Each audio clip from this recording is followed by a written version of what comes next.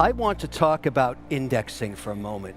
Now, many of you know what that is if you're an institution, but let's say you're a very, very wealthy Middle East sovereign fund and you're managing, I don't know, $500 billion. And you don't need any more oil as an investment because you've already got that in the ground. So you go to an indexer like me and say, look, give me the S&P, less energy, less airlines. And that's what indexers do. So we as an industry get to see fund flows 24/7 every day. And there are billions of dollars out there waiting for policy, because for all the excitement about Bitcoin, for all the excitement about crypto, for all of the wonderful productivity, these products and blockchain, and everything that's promised that you're going to be hearing about the next 3 days, these massive pools of capital, these trillion-dollar pools, own this much crypto. This much, practically nothing. It's the purvey of high net worth individuals, hedge funds, and retail investors. And that's okay. But what we're missing is policy. When we get policy and the regulator regulates, that's not a negative thing. The spigots of capital are going to flood into this sector like you've never seen. And so for those of us that can invest in it now, you're getting ahead of what's going to be a huge wave of interest when policy occurs. I predict in the next 10 years that crypto, blockchain, Bitcoin, all of this innovation will be the 12th sector of the S&P. Now, why do I say that? Because Bitcoin is not a coin, it's software. Ethereum is software. Avalanche is software, Helium is software, Solana is software. It's all software, and the smartest hands over keyboards today in the world are developing on the chain and bringing innovation to financial services, which in the end is the largest sector on earth. Now, what we need is policy. We need government to catch up with us so that we don't lose leadership in America to this very important 12th sector of the economy. There's no question. So let me give you a quick update, because I've been spending a lot of time in Washington in the last 3 months, a lot of time. And the good news is, on a bipartisan basis, there are many senators and reps that are thinking about this in a proactive way. So I'm going to give you what I'm calling the 5 vectors of policy and give you an update on where we're at on this stuff, because I've actually read these bills. They're big, a lot of reading. A lot of bedtime reading here, but there's a lot of good innovation occurring. Let's start with the big daddy bill that's coming out of Cynthia Lummis. She is coming here on Friday to give a keynote. This is a very important milestone to have a senator come here and address this important sector with a bipartisan mandate. That signals that regulation is coming, and that is a good thing. That's vector number 1. Vector number 2. The president himself, in his direct order, his executive order, talked about crypto as something that he wouldn't make illegal. That was the most important message in there. But there was also a concern about climate change, we'll get to in a minute. Then there's BlackRock, the Larry Fink mandate that has discussed this sector as well, also a concern about ESG and climate change. Last night at 6 o'clock, Bill Hagerty dropped a bill. 2 pages. I spoke to the senator last night.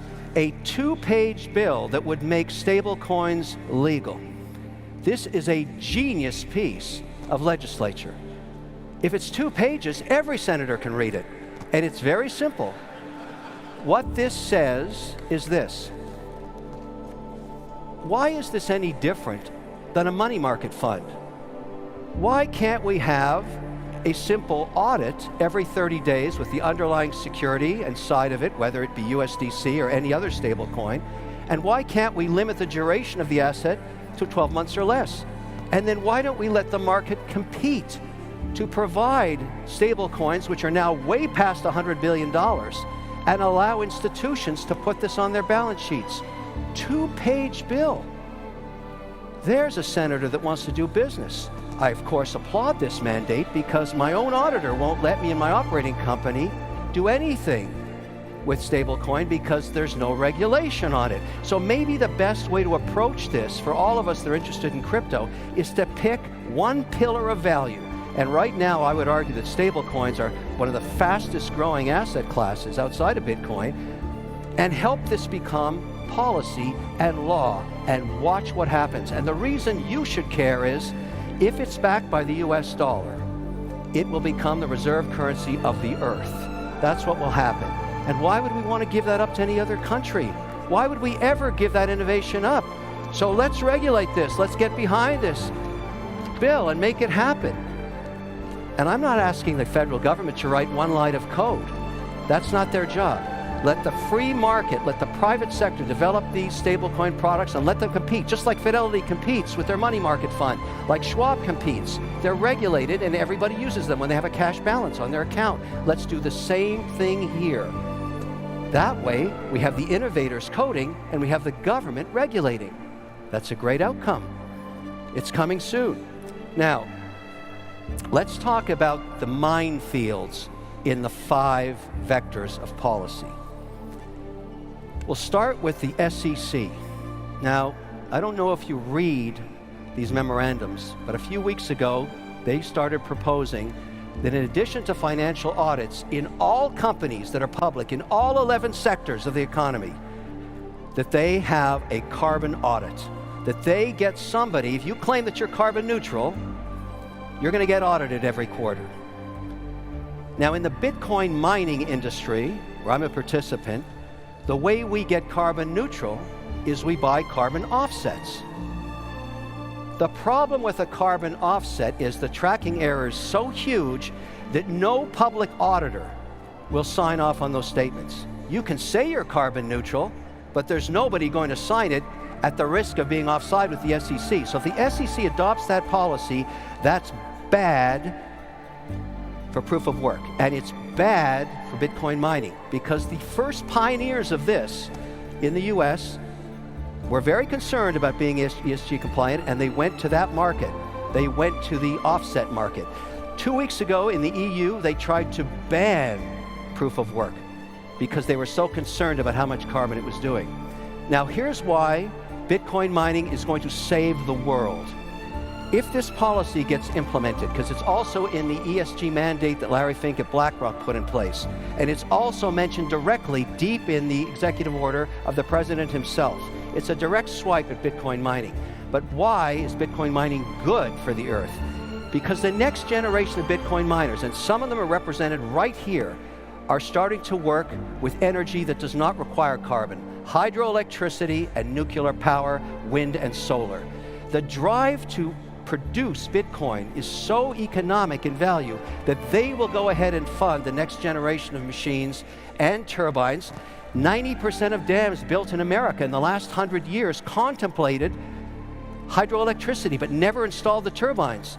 I'll install the turbines. Why? Because it's great economics if I can use that and not be hassled by a carbon audit. This is the future of Bitcoin mining. We will be developing power for all communities while we mine coin in an ethical and 100% green mandate that we can do with hydroelectricity. This speaks to Montana. It speaks to the Tennessee Valley, upstate New York, Quebec, Canada, northern Norway. All of these places, Georgia, have an abundance of unused hydro, and that is the future of Bitcoin mining. And it's a good thing. It provides for communities. It provides extra power. And the capital required for this is unlimited. Now, the beautiful strategy here is when we get policy, this is the Loomis bill right here, and there's lots of good news in this thing, when we make Bitcoin an allocation for institutions, which they do not have yet, what I predict will happen, they will put between 50 basis points and 3 basis points or 300 basis points into their portfolios. How much money is that? Trillions of dollars.